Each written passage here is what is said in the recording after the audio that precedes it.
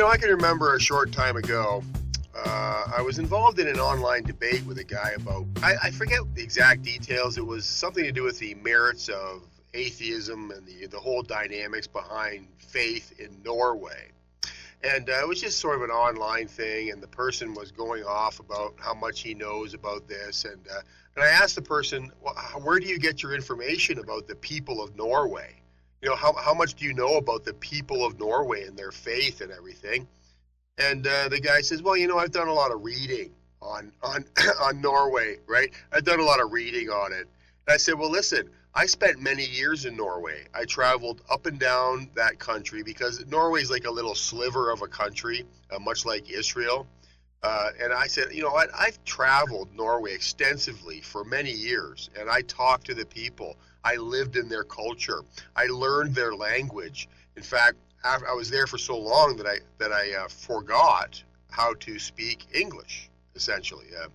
When I came back to Canada, where I live, I really had to relearn the language. That's how immersed I was in the Norwegian culture.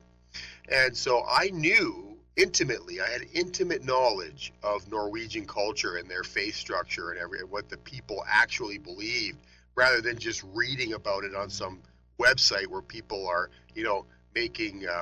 making guesses about, these statistics and these statistics and not really getting immersed in the culture as I was. And so when he was finished saying, oh, I've read some of what the online blogs are saying about it and so on, I said, well, look, I've been in Norway, spent many years there. I was immersed in the culture. I understand the people. I know what they believe.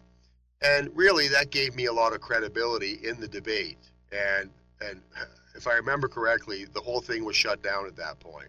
And I'm not sure if there's ever a winner and loser in debates, really. But at the end of that one, I had a strong case for credibility. And so now lately with the whole election cycle here in the United States, or rather in the United States, I'm not in the United States, but as you know, I'm paying close attention to this. We are deeply involved in all of that.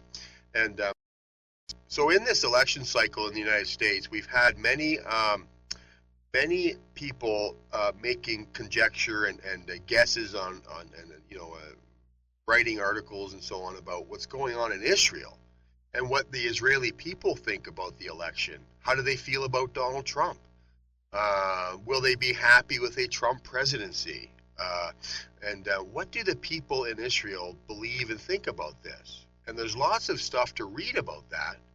But what if we could get somebody on the phone maybe who lives in Israel, who travels up and down the Israeli sliver of land there, and knows the people, is immersed in the culture, just like I was in Norway, who knows the people, talks to the people, has a genuine feel of what the people are thinking, praying for, hoping for, and truly believe about what a Donald Trump presidency will look like for Israel. And, well, guess what? We happen to have a very close, very dear friend who lives in Israel. His name is Messianic Rabbi Zev Porat. And you know what? He's immersed in the culture there. He's out there with the people, speaking to the people, and he just happens to be on our phone line live from Israel. Zev Porat, thank you for joining us. Shalom, Mike. It's an honor and a blessing to be here today. Listen, you heard my intro. You know where I'm going with this. Bottom line, what do the people of Israel think about Donald Trump? How do they feel about all this? The people in Israel, myself included, are very excited about Donald Trump. They believe he is the best president for America and for Israel. He's a real friend of Israel. Well, he keeps saying that. Zev, but is it possible that he may be saying what the evangelicals want him to say just so he can get elected? I mean, are you seeing evidence from Donald Trump that he will do for Israel what he says? Well, first of all, Benjamin Netanyahu is not someone to be easily fooled. And Netanyahu knows Trump personally, and I know that they speak on the phone a lot, and they know each other for years. And Benjamin Netanyahu also says that the Prime Minister of Israel, that Donald Trump is a dear friend of Israel, not just because of the election. He's been a dear friend of Israel for years. Yeah, no, he's been the grand marshal of a parade in Israel. Is that not right? And you've met Netanyahu, haven't you? I met him, yes, I did, and had an opportunity to speak to the man, and I know that he really, really endorses Donald Trump. And again, everybody that wants to be a president or a prime minister in Israel, they'll say anything to be elected. We know this, and sometimes they even forget what they said. But Donald Trump, way before he wanted to be the president of America, or at least, I mean, maybe he always wanted to be, but before he came publicly and said that he wanted to be, has always been a friend to Israel, and that's why we know it's so genuine.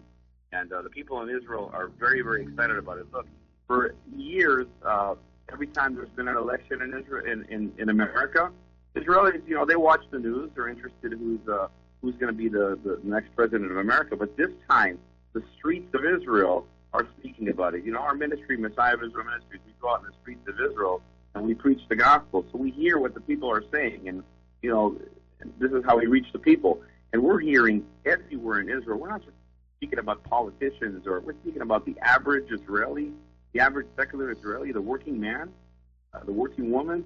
They are speaking about Donald Trump, and they're excited about it. There's a reason why they want Donald Trump to be the president of America, because Israel's been going through a lot, and the so-called politicians that say they're friends of Israel, but their actions are not showing it. And they know that Donald Trump is a friend. Look, he did something last month that really bought his credibility here in Israel. He said before he was going to be a candidate to be the president of the United States, to visit Israel. Every president says that, right? Right. But last month he told an Israeli reporter, it was all over the news here in Israel, Channel 2, Channel 10, it was all over. It was big news here in Israel. He said, I'm going to visit Israel before I become the president of the United States. And that really showed, how genuine he is. What's the motivation of the man? The man's a friend of Israel. Look, the Bible says that there's going to be Ruth in the end time, and there's going to be Orphas. Ruth in Hebrew means a friend. Right. And Ruth was a friend of Israel. Orpah, the other lady in the Bible, means to turn the back. And I really believe it represents not just the church, but the nations in the end time. Some are going to be friends of Israel, and some are going to turn their back to Israel. And Donald Trump is a Ruth. He's a friend of Israel. So well, that's very interesting, because he is a frequent guest to Israel. He's been, what do you know about these parades that he claims to have been the grand marshal at some parade? What was that parade? It wasn't the gay pride parade, was it?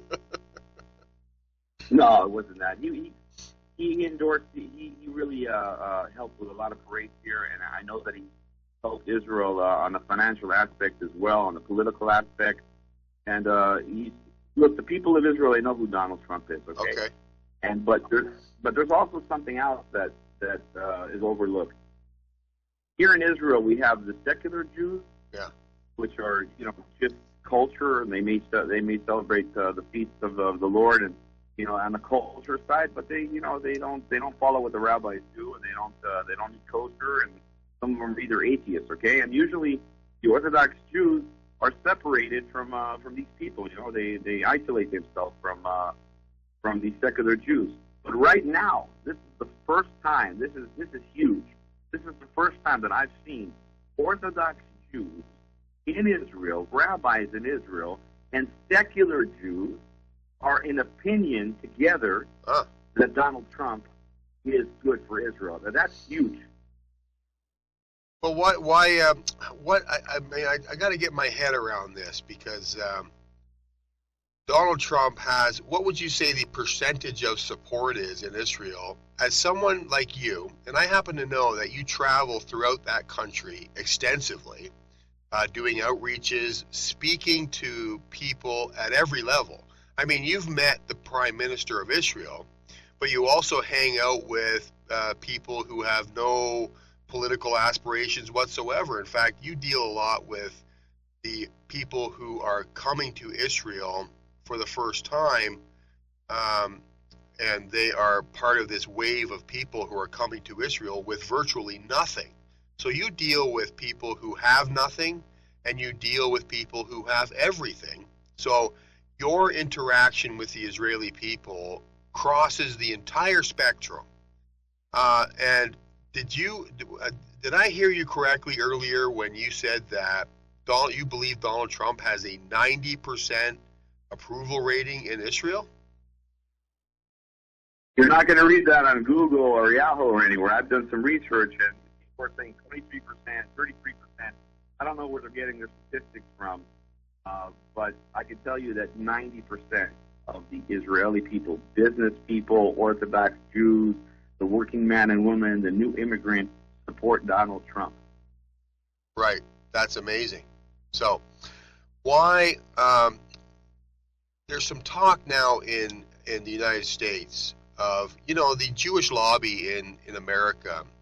They have always been traditionally Democrat, right? Which is isn't that really strange when you think about the past dealings that the Democrat Party has had with Israel, and the Republican Party has been so pro-Israel, and yet the Jewish lobby in the United States has generally endorsed a Democrat? Don't you find that strange?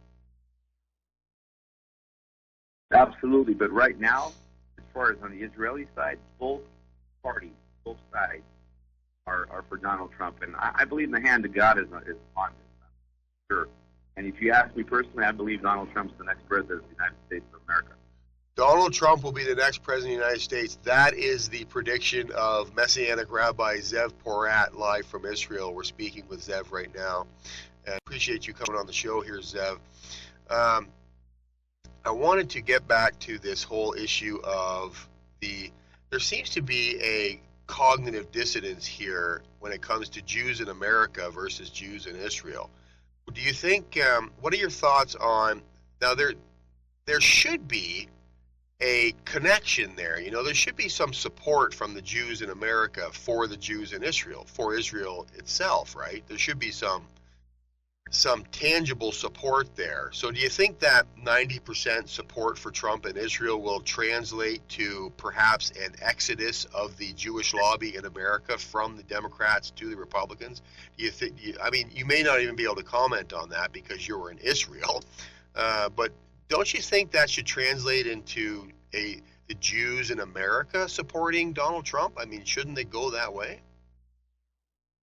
Well, as far as what we know here in Israel, the Jews in America are very rich, and there are a lot of business people there, a lot of big Orthodox communities, especially in New York and Brooklyn, and they have a lot of money, and the Americans know that they have a lot of money. So, I really can tell you as far as supporting being online together with the business people in Israel, maybe yes, with the Orthodox community, maybe yes. As far as supporting Israel for Donald Trump, I believe they will. Okay. Absolutely, I believe they will. Look, you need to understand, every country in the world has tax laws. Okay, United States, Israel. But Israel is a country that they have what they call special taxes or emergency taxes. Right. When things heat up in the Middle East, all the Prime Minister does is go on the radio or go on television and say, for the next month, our taxes go up by 10% because we need money to protect Israel. Right. And everybody gets a deduction from their salary. Now, when the President of the United States is not pro-Israel or not doing what he says he's going to do, it influences the situation in the Middle East, okay? Right. Which causes the average Israeli to pay more tax. Israel wants a president that is pro-Israel and that stands behind his actions, okay? Right. So that's the motivation of the average Israeli that's a non-believer. He's concerned about his own finances, and a president that is pro-Israel is good for the Israeli economy. Well, and that makes sense because when you have ISIS in the Golan Heights, when you have ISIS in neighboring countries becoming a real existential threat to the existence of Israel, and then the Prime Minister has to say, wait a minute, we need more bullets, we need more bombs, we need more rockets for the Iron Dome. Everybody pays more in taxes to pay for that. But if you have a strong America, which uses its strength in these countries and deals with these terrorist threats, or perhaps even draws them away from Israel's borders, then Israel can breathe, the tax rate goes down. That's really fascinating, because that's how that's how the income tax started in the United States and Canada also, by the way. Prior to World War II, there was no income tax, and then what they did to pay for the war effort was they sold war bonds, but not enough people were buying the war bonds, so they instituted this income tax to pay for the war effort, and that was World War II. And the income tax was also called withholding tax, where they take it directly out of your paycheck every time you get paid. That was only supposed to be there until the war cost was paid for, and then it was supposed to end. Well, guess what? 70 years later, we still have income tax. We still have withholding tax. So, it's fascinating, though, Zev, that they say that it's only going to be for a month and then it's over. I think that's really amazing, because when there's a joke in North America that whenever a new tax, even though they declare it temporary, it's never temporary. It's with us forever. So that's amazing that they do that there. Well, that's true. Well, in Israel, it's called emergency tax. I don't know. Yeah. That's what they call it here. And they basically decide from today to tomorrow that they're going to tax you more. They don't have a choice, but somebody has to pay for the protection of Israel. Now, ultimately, we're believers in Jesus and Yeshua, and we know that the God of Abraham, Isaac, and Jacob protects us, as it says in Psalms 121, the God of Israel never sleeps and never slumbers. Right. We believe that as we have a biblical point of view. But if an American president is all the time against the peace talks or against what the Prime Minister of Israel is doing, or he's trying to tell the Prime Minister of Israel, you do this, I'm going to do this, and he basically threatens the Prime Minister of Israel, and that's exactly what it is. He bullies the Prime Minister of Israel. That causes a lot of issues here. But when you have a president, that I believe that Donald Trump is going to be a president like that, where it says, okay, Netanyahu, I'm with you, I'm standing with you, go ahead and do what's necessary to do. Right. That is a big help. That is a big help, and that is what the Israeli people are looking for.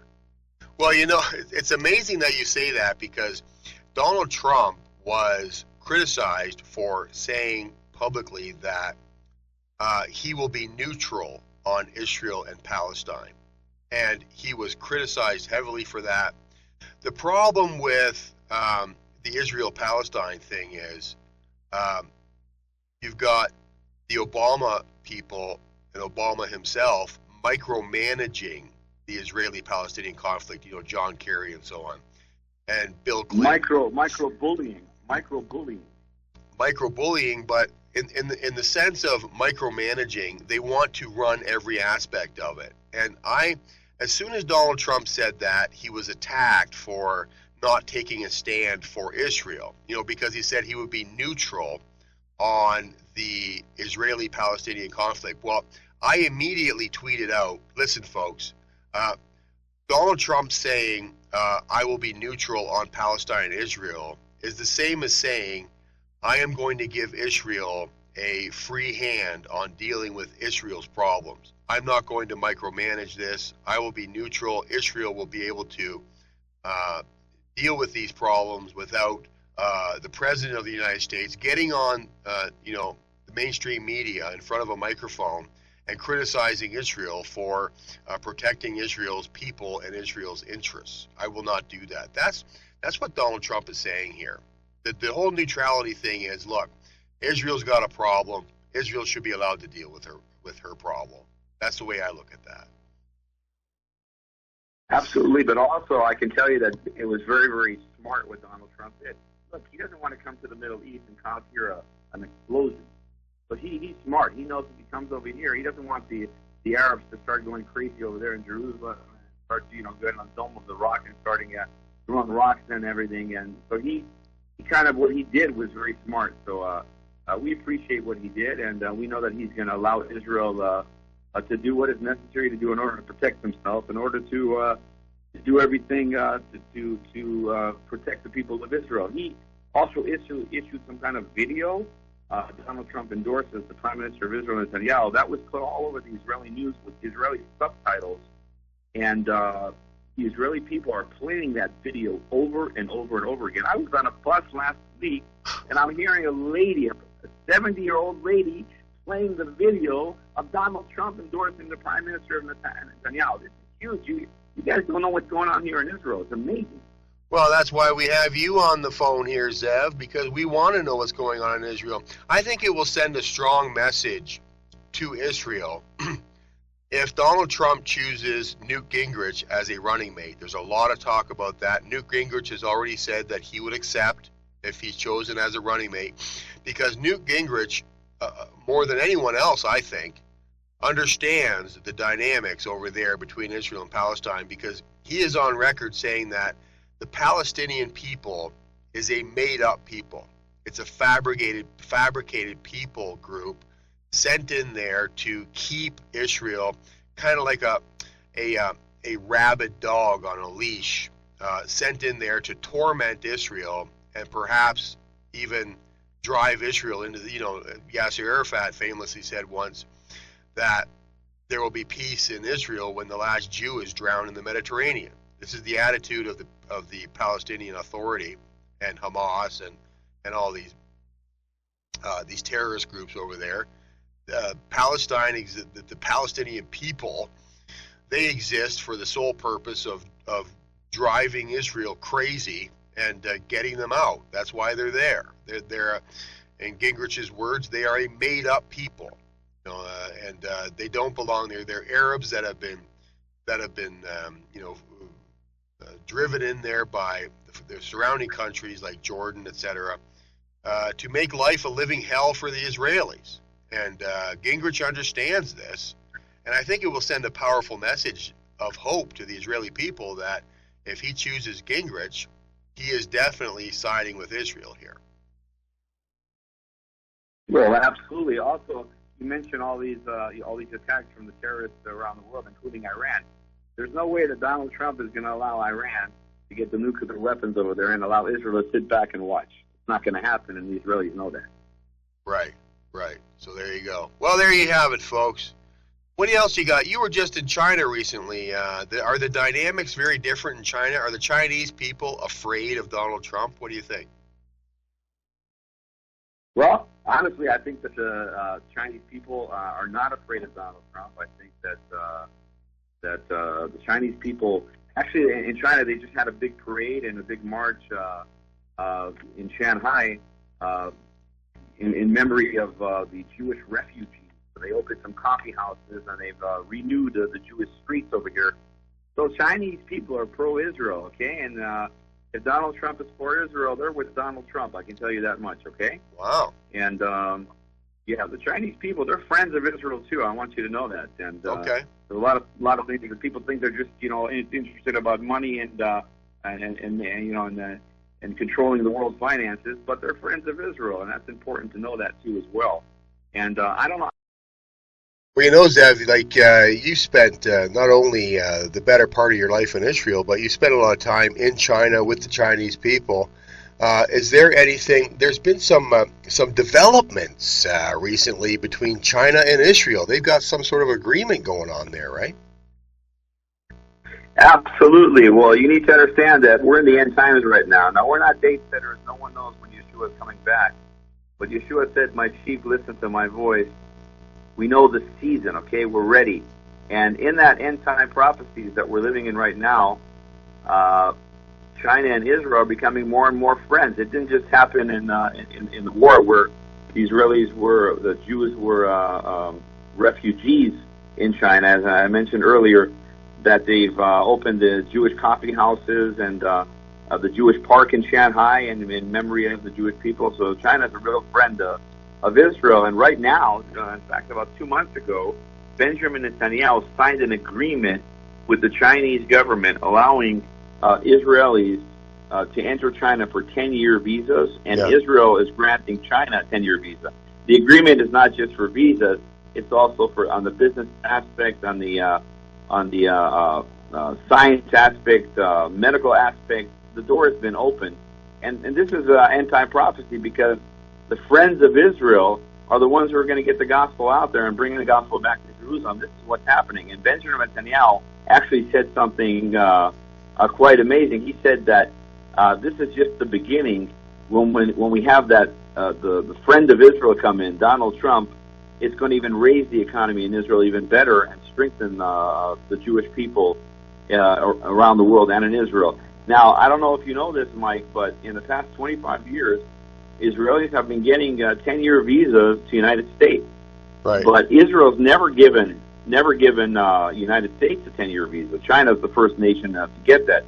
And Benjamin Netanyahu was asked by the Israeli media, why is that usually when a country grants a visa to another country, then the other country gives the same visa back, right? It's like a mutual agreement. Why is it that you haven't done that?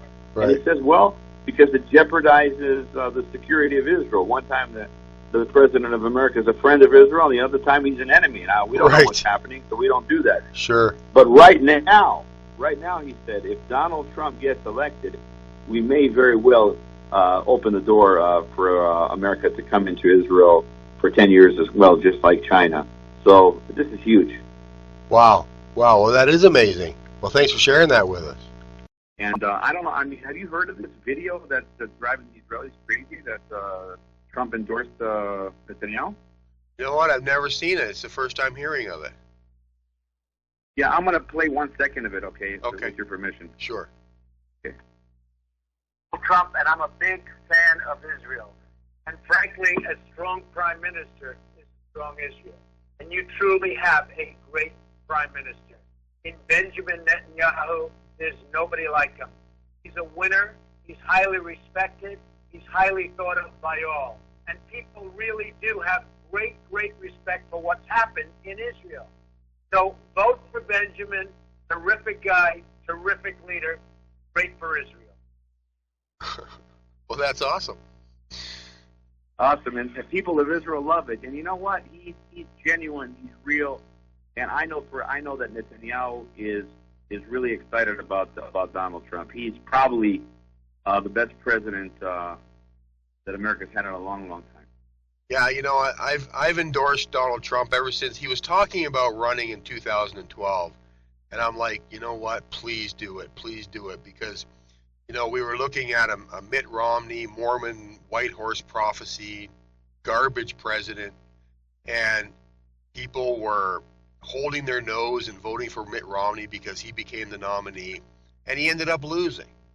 And ever since then, Donald Trump, for 4 years, started ramping up his talk of running for president, and here we are. He's now the presumptive nominee of the party, and I think barring any sort of tragic accident that may or may not happen to Donald Trump, I think you're right. He'll be the next president, and I'm looking forward to that because Canada's right on the border with the United States. As when the United States has a little cough, Canada gets the flu. Financially speaking, and we just want Donald Trump may not be the most morally centered person in the world, and that's debatable also. He will be strong on the economy and strong on defense, not just for the United States, but for Canada, Europe, Israel, and he could be a president that finally ushers the world into a time of peace. That could be possible. I don't know, Zev, any closing words for us? Yeah, closing words. Donald Trump, he's going to be the next president of the United States. He's not a pastor. People are looking for pastors all the time. He's not a pastor. He's going to be the president of the United States, and we need to recognize that he's a friend of Israel. And may the believers continue to stand together to unite Israel and China and bring the gospel back to Jerusalem and go home. There's not going to be any peace anywhere in the world, but only through the Prince of Peace, Yeshua the Messiah. Amen. Israel, we're standing with Donald Trump. Donald Trump is standing with Israel. I think that the damage that the President of the United States has done in the past years backfiring on him right now, because that is exactly why Donald Trump is going to be the next president of America, because people have had enough of the lies and of the damage that's been done. Yes. So, you know what? You can lie to people for a certain time. It's going to end up backfiring on you.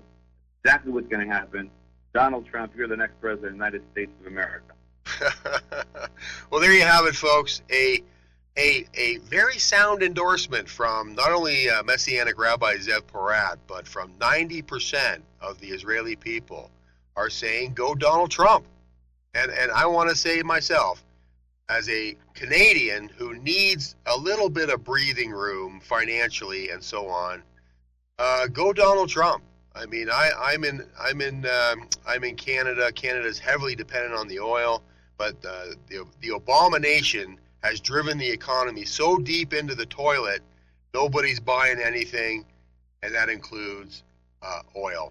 And so I don't know, Zev. It was great talking to you as always, and I appreciate your friendship and your contributions to this ministry. And you always amaze me. You know, you send out all these reports and what you're doing over there in Israel, China, Hong Kong, and it just amazes me. You always amaze me, and I appreciate you coming on the show. I know it's what, 5 in the morning there or something. So thanks for coming on, Zev. 5:30. 5:30 in the morning. Thank you so much, Zev, and I look forward to talking to you again real soon. Thank you, Mike. A pleasure and an honor to be in ministry together with you guys. And God bless you. Thanks, Zev. Bye-bye. Zev Porat, everybody. Talk to you next time.